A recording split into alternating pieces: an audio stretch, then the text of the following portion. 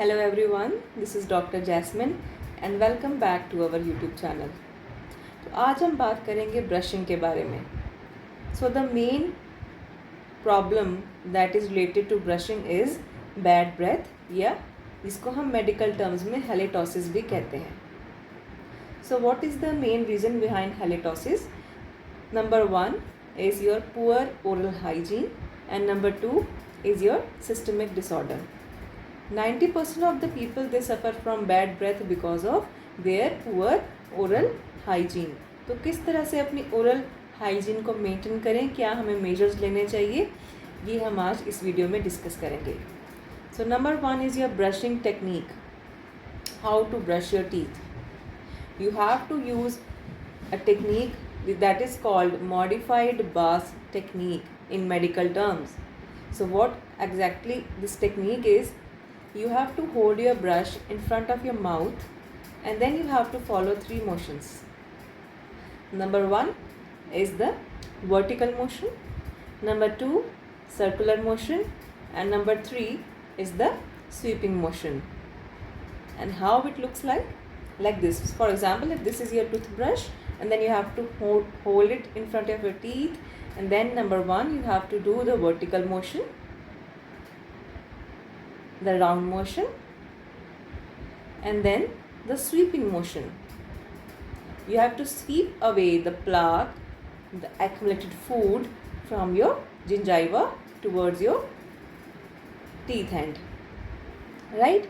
So this is a very easy technique that looks a difficult one, but you have to follow it because you all are doing your brushing wrong. The horizontal motion is not suitable for your teeth. I know most of the people they do the horizontal brushing technique that is like this and that too in a hurry, and that is because कि हमारे पास time नहीं है. We are in rush to go to your offices, your schools, your colleges, your workplaces, but you have to give time to your teeth at least 2 minutes in the morning and 2 minutes during the night. So ये भी बता देती हूँ मैं आपको कि अगर आप हॉरिजॉन्टली ब्रशिंग करते हैं, इस तरह से ब्रशिंग करते हैं, तो उसका क्या नुकसान हो रहा है आपके दांतों को. You are ultimately leading to cervical abrasions. Cervical abrasions क्या होती हैं कि आपका जो दांत है वो घिसना शुरू हो जाता है जहाँ पे आपके गम्स हैं उस एरिया में.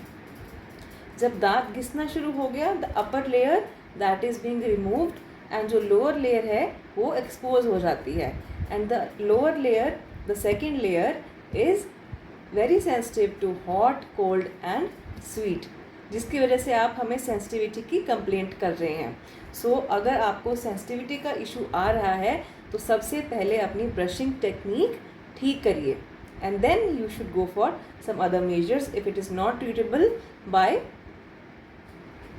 doing your brushing technique right. Then after that you have to follow the next step that is called flossing, जो कोई भी नहीं कर रहा है. Only the people that are suffering from pain, they know what is the importance and they are doing the flossing. But flossing is very important for each and every one. At least हम सबको रोज़ once a day flossing करना चाहिए. Floss क्या होता है? In the market, in the medical stores आपको available मिलेगा. इस तरह से बॉक्स आता है. This is called floss. You can buy any brand, anything from your local stores. और इसके अंदर इस तरह से थ्रेड होता है. There is a thread that is packed inside this box और इस तरह से इसको हम निकालते हैं थ्रेड को. So this thread you have to pull it out जितना आपको चाहिए and after that you have to tuck it inside this cutter and then you have to remove it. After removing the floss, take your 2 fingers and wrap it around your fingers like this. This is now a tightly snug floss.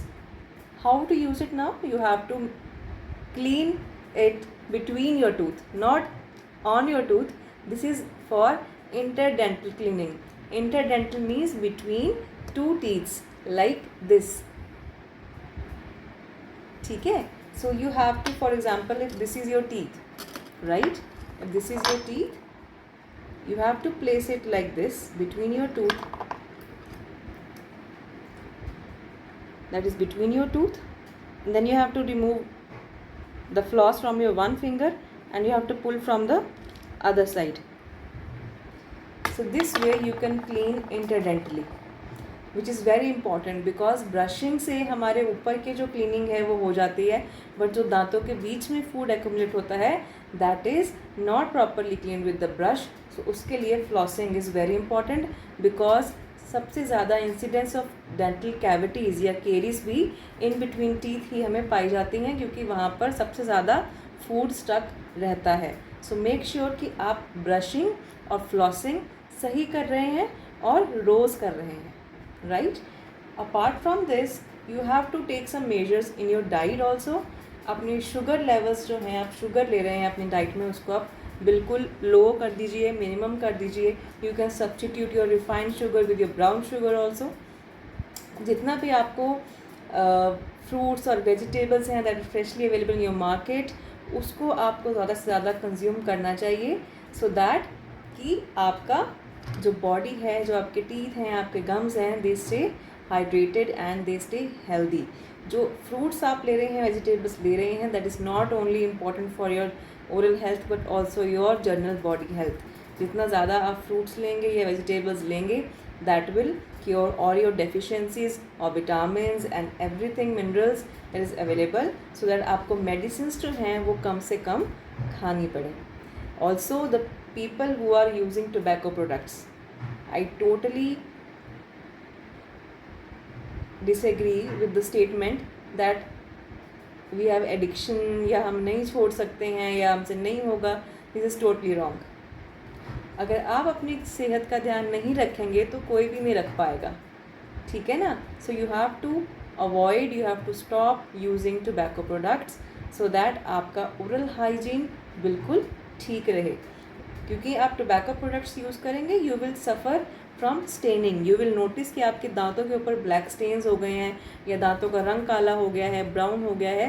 That is because of using tobacco products और using caffeine products और may be due to taking tea more than the desired quantity in a day.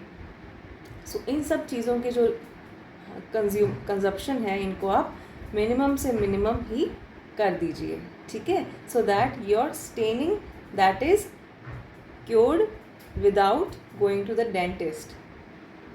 Also you should seek advice from the medical professional क्योंकि if you go to the dentist all your problems they can be detected, they can be diagnosed at an early stage, so that if you go to dentist twice in a year आपकी एक oral cavity की general examination हो जाती है. And because of that if you are suffering from cavity, if there is some initiation of cavity, dentist can tell you and you can get your treatment done at a very low cost with less time and a minimum or no pain. Treatment can be done if you do it with in a early stage. So ये सब चीज़ों का आपको ध्यान रखना है, अपने दांतों का ध्यान रखना है, अपनी स्माइल का ध्यान रखना है और हेल्दी रहना है. Thank you so much. मिलते हैं नेक्स्ट वीडियो में.